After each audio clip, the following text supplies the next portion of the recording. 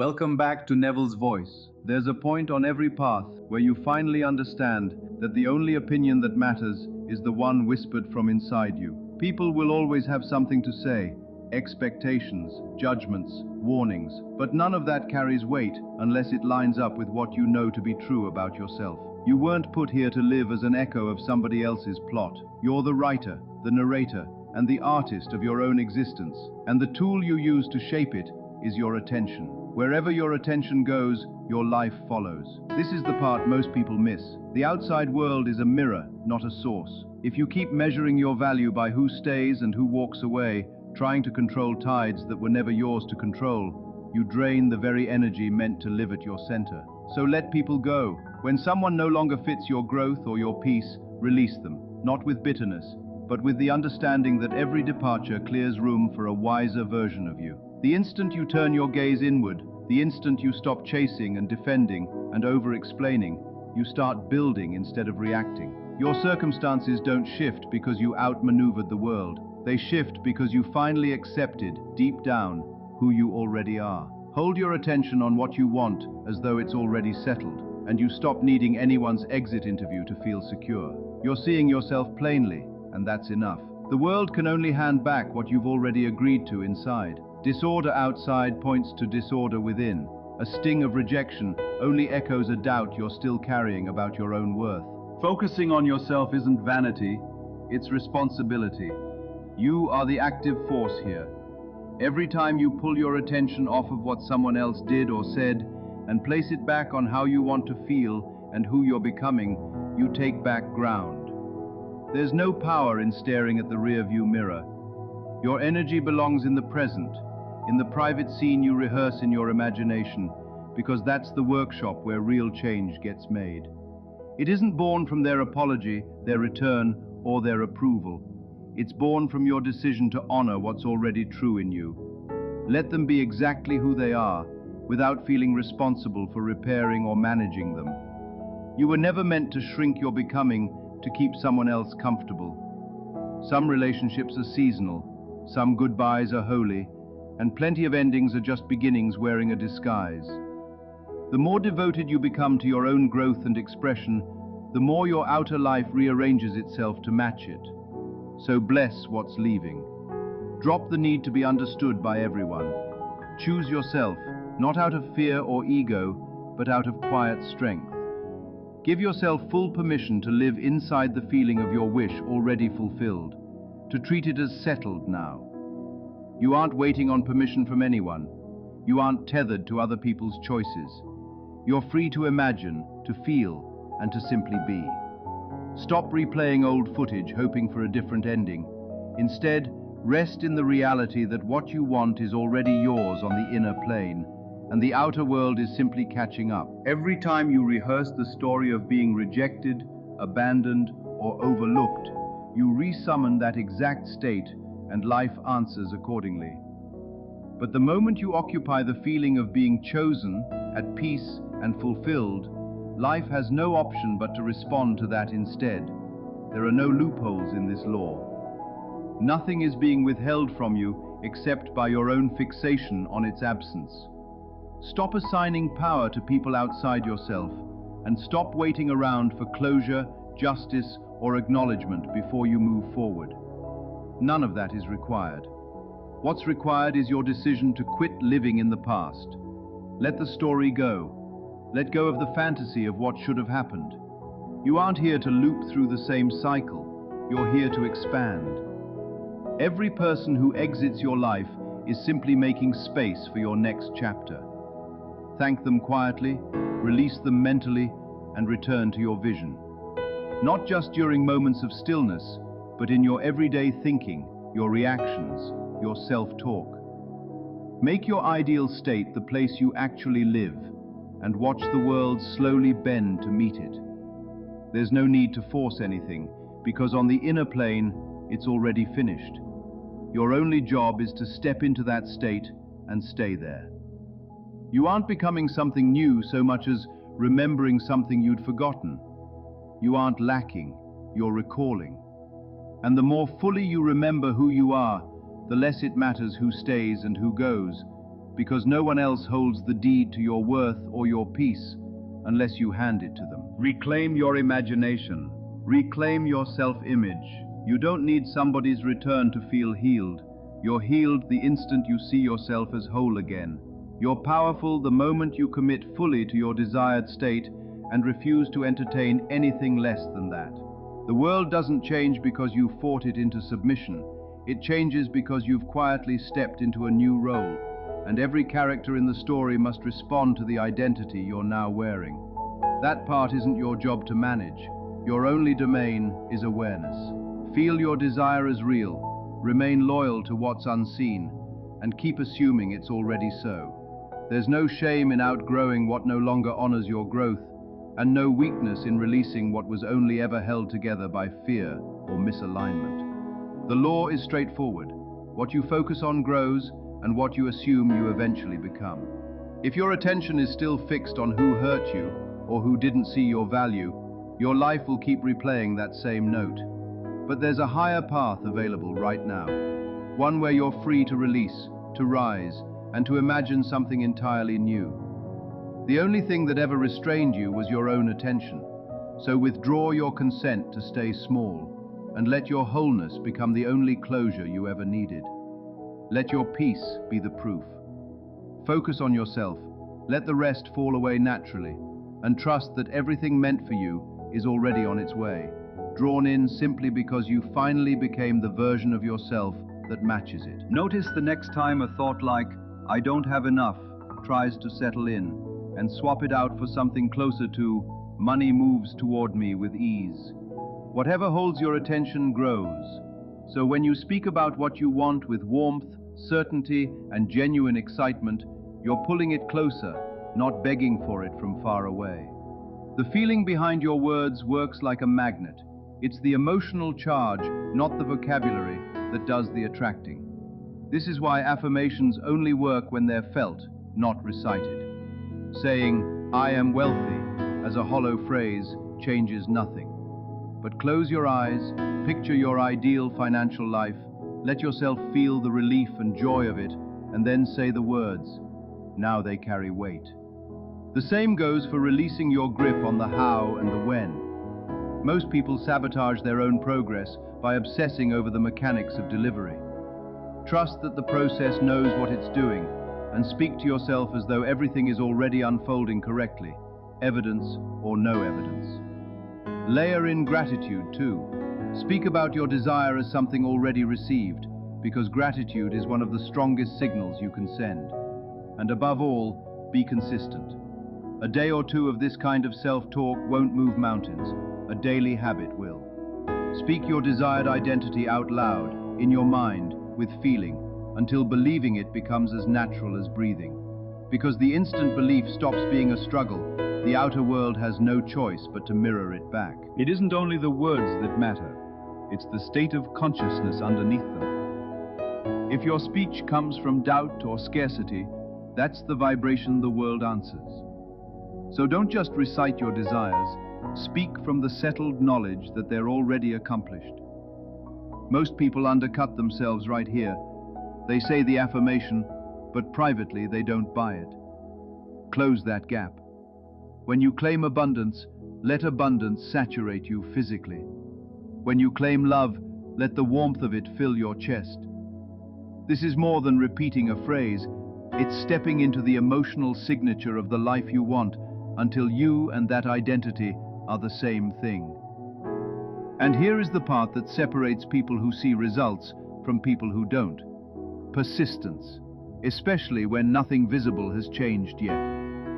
Circumstances often lag behind the shift you've made internally, and there will be stretches where it looks like the opposite is happening. That's precisely when you hold steady, like a planted seed that shows no growth on the surface while roots are quietly forming underground. Your self-talk is the water. You don't need to reserve this practice for quiet meditation sessions either. Carry it through your whole day, because your subconscious doesn't distinguish between what's literally happening and what you vividly, repeatedly imagine.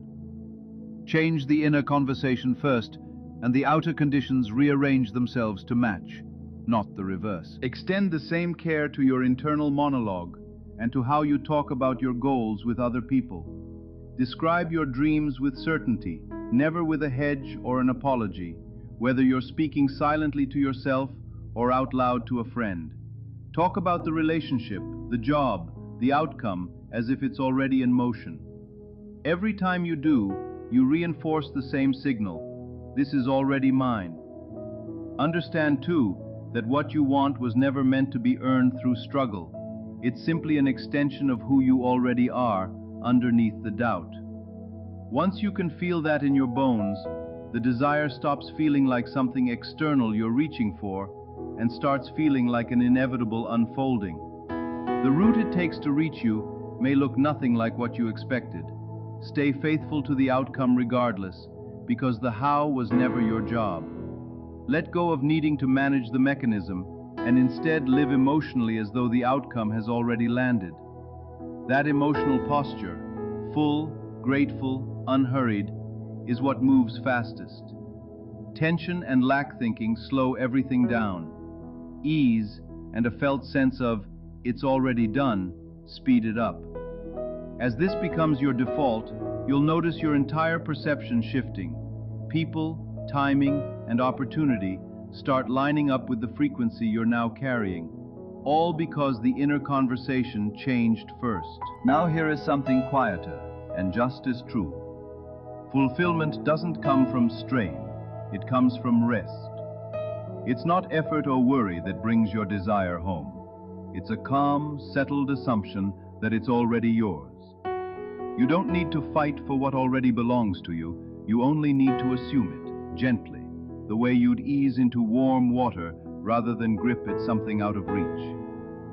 There's a still place inside you where creation actually happens, but that seed can't take root in agitated soil. This is what "be still and know" really means. Not passivity, but alert, receptive confidence. The kind where you close your eyes not to escape life, but to shape it more clearly. Picture the outcome, feel it settle over you like a mood, and then release your grip on holding the picture in place. Trust that the impression has already taken. The world mirrors feeling, not wanting. A tense, anxious day tells the mirror, "I don't have it yet," while an easy, quietly confident one tells it, "It's already mine." Think of times something you wanted arrived while you weren't even straining for it. That's the pattern. Not chasing, but receiving. Not begging, but accepting. This is why the moments right before sleep matter so much. Resistance is lowest there, and whatever you impress in that drowsy, relaxed state gets received by the subconscious without a fight. Ease is what makes you magnetic. Tension is what creates distance. A flower doesn't strain to attract the bee, it simply blooms and the bee comes. It doesn't send out anxious signals into the air, doesn't worry whether it's blooming fast enough or bright enough, doesn't compare itself to the flower next to it. It just opens, fully and unapologetically, trusting its own nature to do the attracting. That is the entire secret hiding in plain sight. The bloom comes first, the bee is only the response. Most people try to reverse this order. They chase the bee, the job, the person, the money, the outcome, hoping that if they grip tightly enough, worry hard enough, or force circumstances into shape, the desired thing will finally show up. But desire chased is desire delayed, because the chasing itself broadcasts lack, and lack can only attract more lack. Let your desire bloom the same way, in the feeling of it already being fulfilled, and let the rest arrive as it will. This means living, even briefly, from the end, not from the anxious middle where nothing has happened yet, but from the quiet certainty of the wish already realized. You are not begging life for something you don't have. You are simply radiating the truth of something you've already decided is yours. And there is a strange, almost paradoxical relief in this, because the moment you stop straining, you stop signaling absence. And the moment you stop signaling absence, the very thing you wanted room to move toward you finally has room to arrive. Ease, then, isn't laziness or passivity, it's confidence made visible. It's the quiet posture of someone who has already settled the matter within, and so has nothing left to prove to the outside world. When the outer world looks chaotic, When the evidence of your senses says otherwise, when the bank account, the relationship, the health report, or the calendar seems to argue against you, remember it's only a reflection, not a cause. The outer world is a mirror, and you cannot polish a mirror by scrubbing at the glass. You have to change what stands in front of it. Turning inward and reassuming the state you want to feel is how you actually shift it, not by fighting the shadow directly. Fighting the shadow only tires you and convinces you the shadow is real and separate from you, when really it was only ever your own reflection staring back, waiting for you to change your face. So instead of arguing with circumstances, instead of trying to manage every outer detail, simply close your eyes and step, in imagination, into the version of your life where the thing is already true. Feel the relief of it. Feel the natural, unforced satisfaction of it. Let that feeling saturate you until it feels more real than the room you're sitting in. This is not denial of the present. It is allegiance to a truer, deeper present, the one being built quietly beneath the surface, out of sight, the way a seed builds a tree before any green ever breaks the soil. You will not always see immediate proof, and that's exactly the point. Proof at the level of the senses always arrives last, after the invisible work is already finished. Your only job is to keep tending the inner scene, gently and without strain, the way a gardener waters soil that shows nothing yet on the surface, trusting the roots are doing their quiet work in the dark. And when doubt creeps back in, as it will, because old patterns don't vanish overnight, and the mind loves to revisit familiar worry the way a tongue returns to a sore tooth, don't battle it. You've stopped rehearsing what you want and started living as though it's already yours. And that shift is what quietly moves the unseen into view. The moment you genuinely accept something as true inside you, a chain of events begins that you can't fully trace. A private feeling becomes a public conversation. A moment of gratitude in silence becomes a mended relationship. The outer event is never the cause, it's only the echo, and the origin always sits within. Don't be discouraged when the world doesn't catch up instantly. It's slower and heavier than your inner state, which is exactly why you're called to live by inner conviction rather than by what's currently visible. Facts aren't truth. They're just old feelings that have hardened into shape. Argue with a fact, and you stay tied to the past that produced it. Disregard the appearance and claim the feeling of your new state instead, and you call in a higher order of experience. So ask yourself honestly, what will you choose to feel tonight? Not wish for, not hope to see, but actually feel as real. That feeling is the seed. It's also the evidence. You don't need a sign to arrive first, because belief comes before the proof, not after. If your desire doesn't genuinely thrill you when you picture it, it won't have the charge needed to move anything. Let the joy of it flood you now, and treat the gap between knowing and seeing as nothing more than the space between planting and harvest. There's a kind of breakthrough that only opens once you're willing to release what's become familiar, even when it once served you well. People and habits that were once your comfort or your teacher can, at a certain point, start to feel like weight instead of support. And clinging to them out of fear of being alone or to avoid outshining someone unwilling to grow quietly works against your own becoming. Letting go here doesn't require bitterness. Gratitude for the role they played is enough, alongside the clear recognition that their part in your story is finished. This is uncomfortable because you're wired for connection and your identity has become tangled up with theirs. But under the discomfort is a truth worth facing. Attachment often disguises itself as loyalty when it's really rooted in fear. The fear that no one else will understand you, or that stepping into the unknown means losing your safety net. Destiny doesn't grow in comfort zones, it grows in surrender. Releasing someone doesn't always mean removing them physically. Often it starts internally, as you unplug your sense of worth from their opinion and stop replaying old conversations trying to win their approval. The instant you can honestly say, "I release you to walk your path while I walk mine," something in you loosens. Intuition sharpens. Imagination becomes fertile again. Some people will drift away easily, Others will resist and try to guilt you back. Let them talk, because your liberation was never up for negotiation.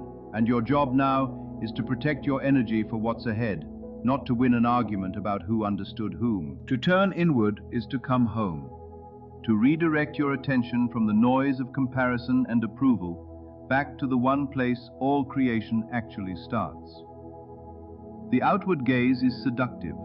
It promises the thrill of comparison and the rush of being noticed. But it also makes you a beggar waiting for permission, rather than a creator setting the terms. The real order of things runs in reverse from what most people assume. You believe first, quietly and privately, and only then does the outer world rearrange itself to match. Turning inward means becoming more curious about your own habitual thoughts and feelings than about what's happening out there. Treating every thought as a seed and every sustained emotion as a kind of gardening. It also unlocks something people call intuition, but which is really just the clearer signal you get once the outer noise dies down. Nudges, sudden clarity, a pull toward a person or decision that doesn't need to be logically justified to be trusted. This inward focus heals too. Instead of waiting for an apology or closure that may never come, you rewrite the internal story yourself. I am whole, I am secure, until it settles into you as fact rather than aspiration.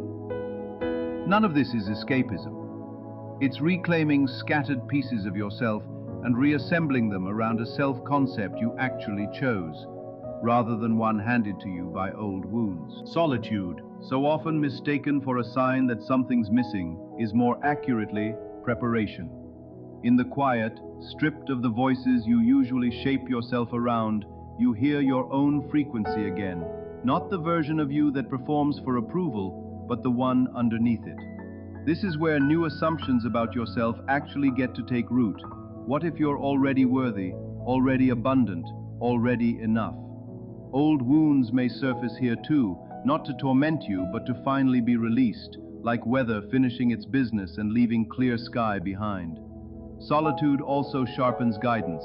Ideas and next steps that seem to come from nowhere actually arrive more easily once the crowd of competing opinions goes quiet. Not everyone will understand your need for it, and you don't owe them an explanation, only a boundary held with warmth. And when you emerge from it, people tend to notice a kind of steadiness in you they can't quite name. Not because you performed change, but because you actually became someone new in the silence. And the world has no real choice but to respond to that. None of this is about forcing outcomes into place. It's about allowing a deliberate, confident release of the grip, trusting that what you've already accepted as true within is unfolding on its own timeline. Forcing says, it isn't here yet, and I must fix that. Allowing says, it's already mine, and I'm simply letting it arrive. This isn't passivity. You'll still feel pulled toward inspired, obvious next actions, but they'll come from calm rather than panic. It also means releasing your grip on other people.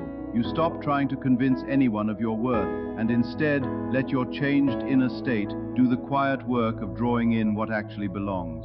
Forgiveness plays a part here too, not as approval of what happened, but as the choice to stop letting resentment block your own good. And ultimately, living from within, rather than reacting to appearances, is the whole shift. Your outer life is simply a mirror of the conversations you've been having with yourself in private. Change those conversations first. Hold them steady, even when nothing visible has moved yet, and the reflection eventually has no choice but to catch up.